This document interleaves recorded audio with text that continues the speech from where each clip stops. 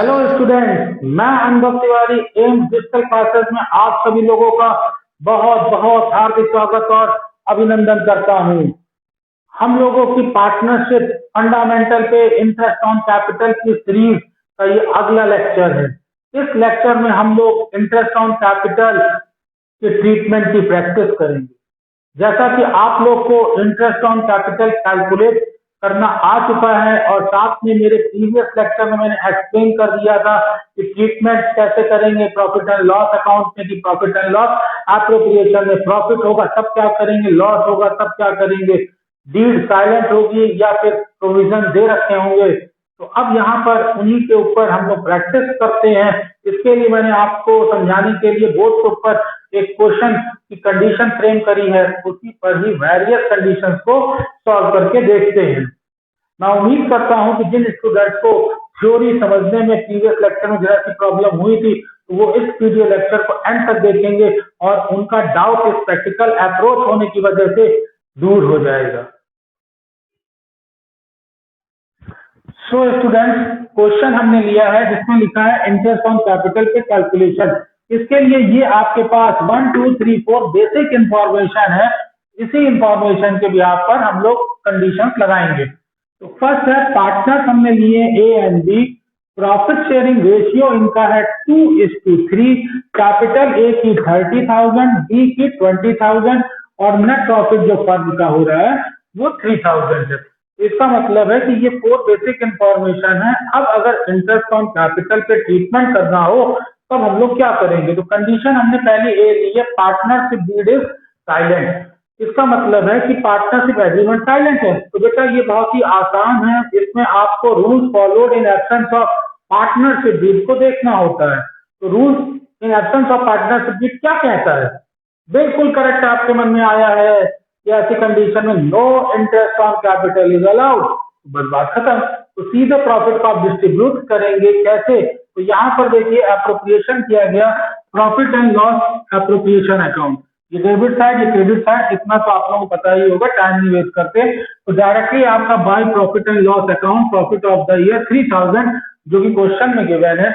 और जब डीड आपकी साइलेंट है तो हमको इंटरेस्ट ऑन कैपिटल देना ही नहीं है, तो डायरेक्टली ही प्रॉफिट पार्टनर्स में पीएसआर में डिस्ट्रीब्यूट हो जाएगा। यहाँ पर देखिए टू प्रॉफिट ट्रांसफर ए और बी पार्टनर्स है तो उसमें पीएसआर में कई बार स्टूडेंट को दिक्कत होती है, प्रॉफिट शेयरिंग रेशियो 2:3। तो यहाँ पर 3,000 को 2:3 में हम लोग डिस्ट्रीब्यूट कर देते हैं। ऐसे में ए को मिलेगा 1200 और बी को मिलेगा 1,800। कुछ स्टूडेंट्स मन में आ रहा है कि सर ये 3,000 एक बार ये बता देते कि कैलकुलेट कैसे हुआ है।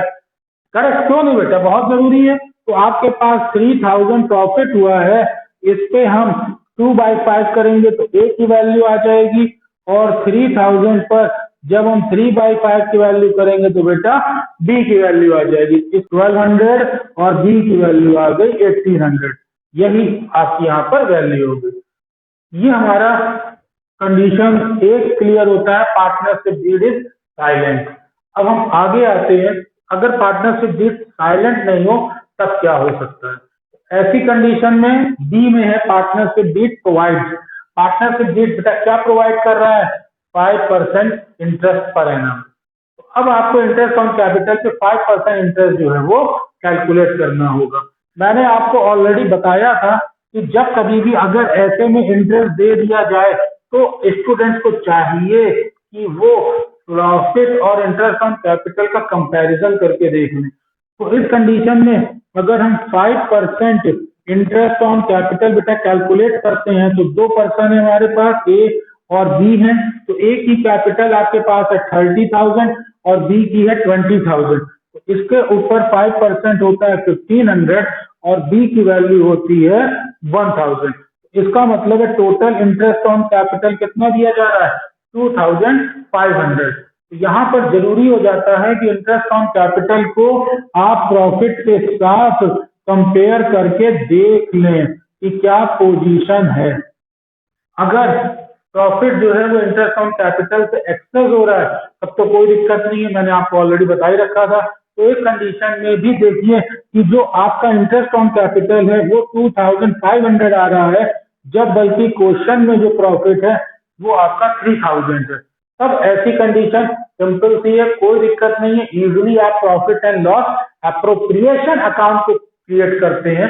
तो यहाँ पर प्रॉफिट एंड लॉस एप्रोप्रिएशन मैं फिर से नहीं लिख रहा हूं, आपको समझ लेना होगा कि हम बात कर रहे हैं किसके लिए, केस बी के लिए। और केस बी में पॉइंट नंबर 1 के ऊपर आ रहे हैं, जब interest on capital 5% per annum दे रखा है। बेटा इसकी स्टार्टिंग भी आपकी profit and loss of the current year से होगी, और profit and loss of the current year हो जाता है 3000। आफ्टर देन आप क्या करोगे, डायरेक्टली आप इंटरेस्ट ऑन कैपिटल पार्टनर्स के बीच में डिस्ट्रीब्यूट कर दोगे। किसमें, ए में और बी के लिए इंटरेस्ट ऑन कैपिटल। ए का इंटरेस्ट ऑन कैपिटल कितना हुआ 1500, बी का इंटरेस्ट ऑन कैपिटल 1000। इसका मतलब है 2500 इंटरेस्ट ऑन कैपिटल ए और बी को दे दिया।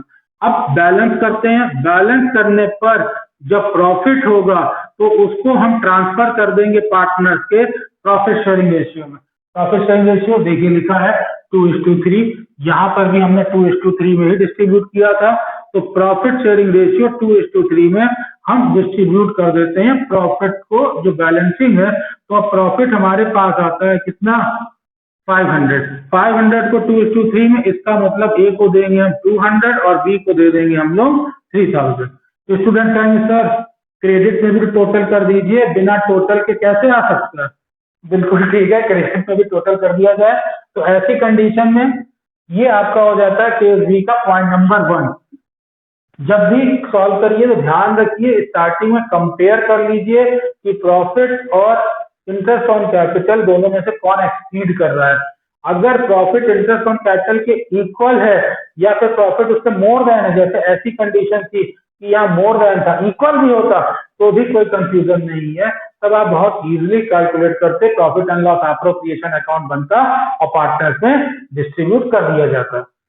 नेक्स्ट कंडीशन पे आते हैं, interest on capital 10% per annum. तो सबसे पहले आपको कैलकुलेट कर लेना है, देखिए क्या इंटरेस्ट, जब आप इंटरेस्ट कैलकुलेट करेंगे तो ए के ऊपर इंटरेस्ट होता है 3000, बी का इंटरेस्ट होता है 2000 और टोटल इंटरेस्ट हो जाता है आपका 5000। तो हम यहाँ पे इंटरेस्ट ऑन कैपिटल और इसको जब बेटा कंपेयर करेंगे तब देखिए टिपिकल कंडीशन आ रही है कि नहीं आ रही है। ये आपकी बहुत ही टिपिकल कंडीशन होती है। मैंने थ्योरी वाली क्लास में बताया भी था कि इस कंडीशन पे आप कमल करके क्वेश्चन को सॉल्व करिएगा। whenever the profit is less than the interest on capital, in that condition क्या करते हैं हम लोग, सीधे सीधे प्रॉफिट को ही पार्टनर्स के बीच में डिस्ट्रीब्यूट कर देते हैं और इंटरेस्ट ऑन कैपिटल वर्ड नहीं आता।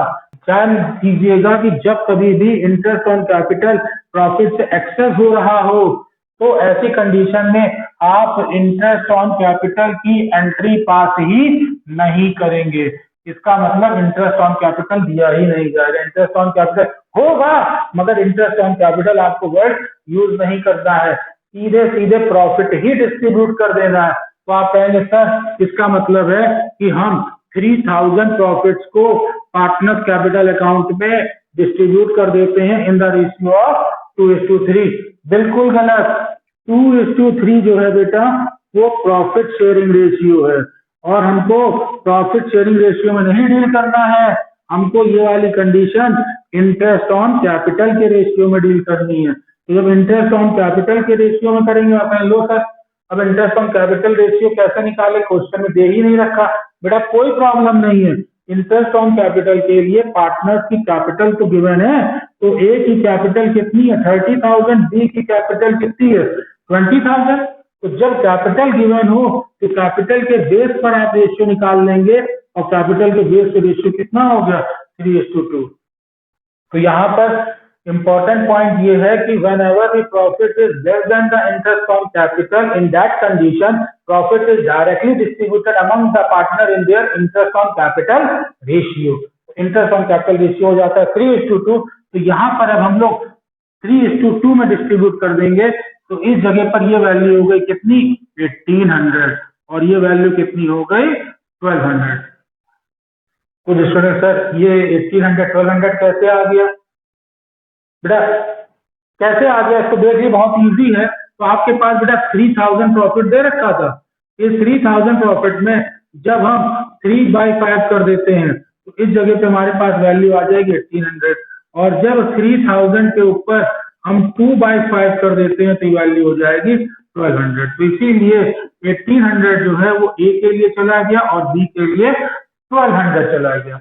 हम लोगों ने ये कंडीशन कंप्लीट कर ली interest on capital 10% per annum के ऊपर। अब हम लोग थर्ड कंडीशन में आते हैं, interest on capital at the rate of 10% per annum even if it involve the firm in loss. अब आप कहेंगे सर ये कौन सी लाइन आ गई, टर्म तो वही लिखा है जो सेकंड और थर्ड का था।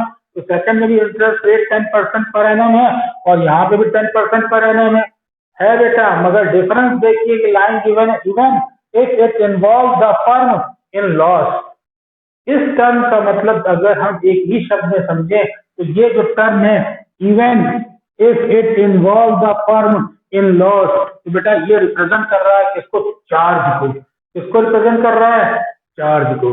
और चार्ज में आपको पता है कि मैंने प्रीवियस लेक्चर में आपको बताया था कि चार्ज के केस में चाहे लॉस हो और चाहे प्रॉफिट हो, आपको हर हालत में इंटरेस्ट देना ही देना है। और इंटरेस्ट जब आप अलाउ करोगे तो ये इंटरेस्ट के लिए profit and loss appropriation account नहीं होगा, इसके लिए प्रॉफिट एंड लॉस अकाउंट होगा। तो देखिए अगर हमें इसको सॉल्व करना हो तो हम कैसे करेंगे, तो केस बी के लिए यहाँ पर हम जब पहले प्रिपेयर करेंगे बेटा तो हम प्रॉफिट एंड लॉस अकाउंट करेंगे। पहली बात तो ये आपको ध्यान देनी कि प्रॉफिट एंड लॉस अकाउंट हम बना रहे हैं, प्रॉफिट एंड लॉस एप्रोप्रिएशन नहीं होगा। जब प्रॉफिट एंड लॉस अकाउंट होगा, प्रॉफिट एंड लॉस अकाउंट में हमारे पास जब प्रॉफिट दे रखा है वो कितना दे रखा है, 3000 दे रखा है। तो यहाँ पर जब हम प्रॉफिट एंड लॉस वर्ड नहीं लिख सकते तो इसके लिए हम लिखेंगे by profit of the year. तो यहाँ पर हम कैरी डाउन विद टर्म को कर सकते थे। तो ये हमारे पास बेटा जब प्रॉफिट निकल के आया ये कितना आ गया, 3000 हो गया। ध्यान दीजिएगा मैं बोल रहा हूँ प्रॉफिट एंड लॉस अकाउंट।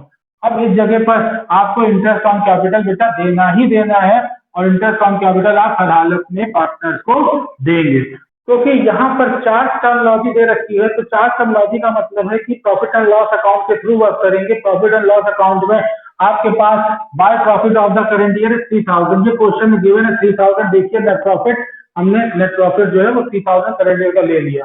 अब चार्ज है तो आपको हर हालत में पे करना ही करना है, तब आप पे करोगे। ये देखिए to interest on capital A और बी, तो ए के ऊपर 3000 और बी के ऊपर 2000, जो कि हम ऑलरेडी पहले कैलकुलेट कर चुके थे। ये देखिए ए और बी पे 3000 2000, तो 5000 हमने इंटरेस्ट ऑन कैपिटल दे दिया।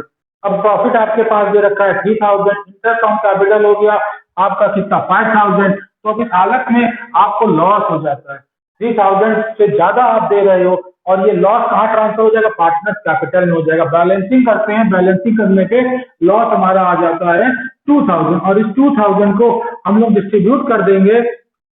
800 ए को लॉस दे देंगे और 1200 जो लॉस है वो बेटा बी के केस में ट्रांसफर हो जाएगा। तो यहाँ पर मैं ये समझाना चाह रहा हूँ कि केस नंबर 2 और केस नंबर 3 के बीच में बेसिक डिफरेंस चार्ज का दे रखा है। एक बार रिवाइंड करके ही देख लीजिएगा कि प्रीवियस वाले में profit and loss appropriation account बना था और profit and loss appropriation account से ही पेमेंट किया गया और वो भी इंटरेस्ट ऑन कैपिटल रेशियो में किया गया।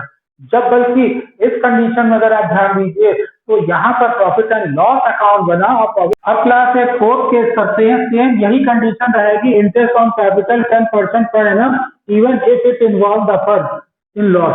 तो यहाँ पर हम इसको लॉस पे ले लेते हैं और अभी तक का जो क्वेश्चन आपके पास नेट प्रॉफिट 3000 था उसके ऊपर हम लॉस 3000 ले लेते हैं।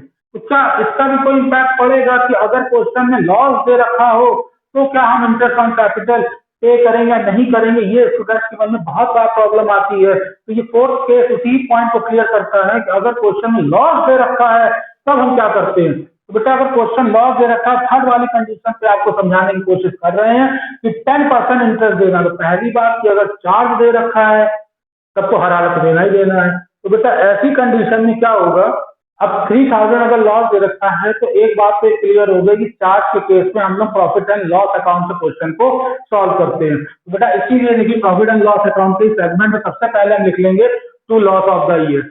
लॉस ऑफ द ईयर जो है ये आपको देना ही देना है। इसके बाद इंटरेस्ट ऑन कैपिटल जो है इसको हम लोग लेंगे। तो अब हमें इंटरेस्ट ऑन कैपिटल को ले लेना होगा और interest on capital at the rate of 10% per annum है। तो कंफ्यूज नहीं होना है, क्योंकि चार्ज है तो हमको पूरा ही इंटरेस्ट ऑन कैपिटल देना ही पड़ेगा।